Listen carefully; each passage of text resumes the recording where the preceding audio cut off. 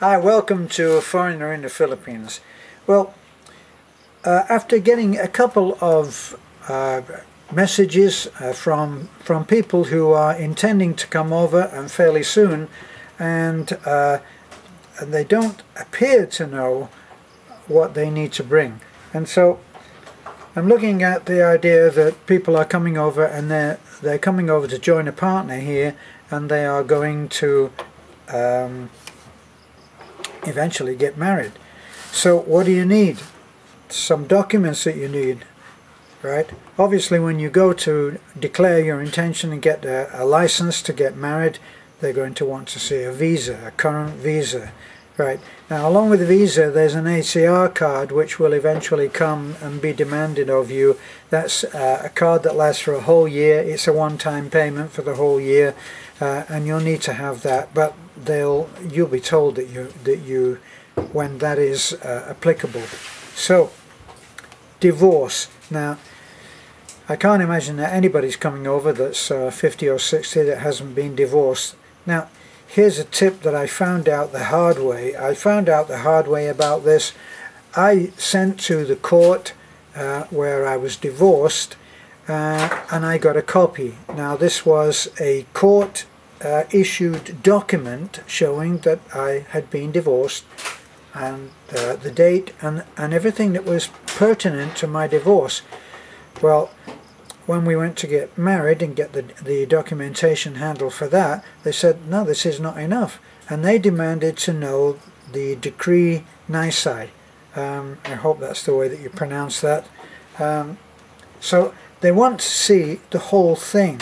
They don't want to just see like a top page. They don't want to see that something that says yes, well, Harry was divorced from Nellie.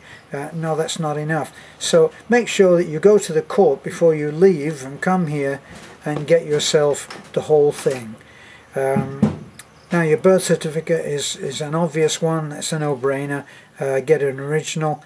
And if I were you, I would get a copy and get it notarized. A good copy notarized as being correct, and get that notarized in America. Will you be asked for that? No, but who knows? It's so easy to get when you're there, so why not do it?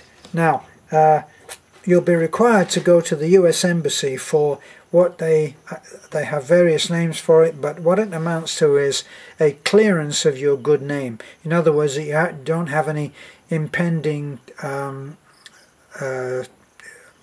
criminal activities to be answered to. So they'll want to do that. When I went, that was well, coming up for 4 years ago, and that was $50 then. Maybe it's gone down. Yeah, right. So be ready with probably 100 now. So then you'll be required to do the seminar for intending couples, couples who are intending to get married, and you will have to do that, and it's about 2 hours plus about 2 hours waiting for the people who are going to conduct the seminar to get there. So we were there for about 4 hours.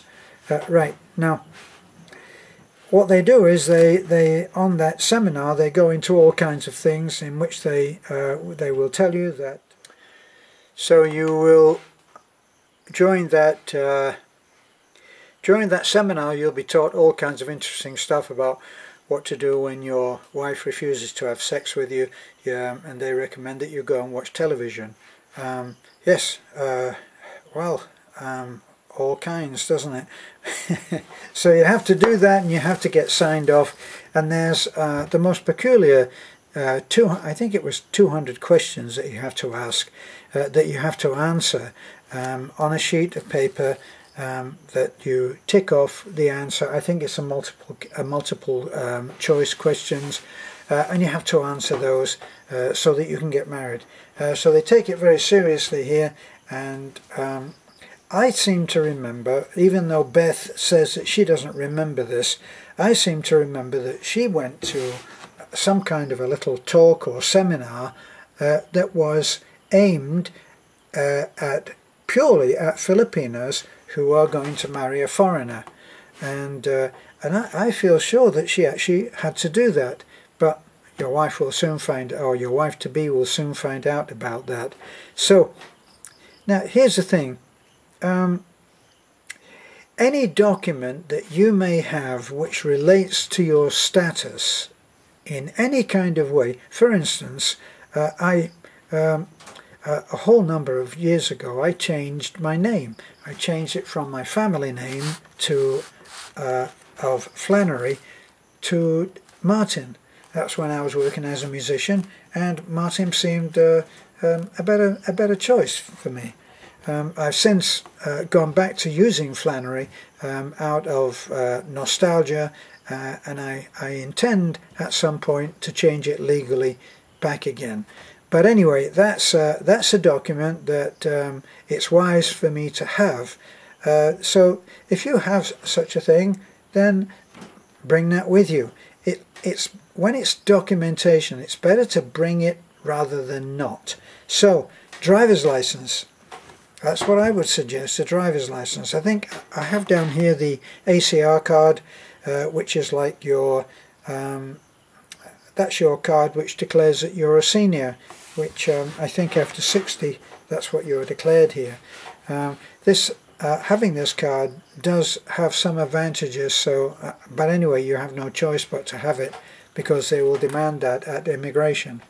So, that's pretty well what I wanted to say. That's mostly dealing with documentation and whatever it takes.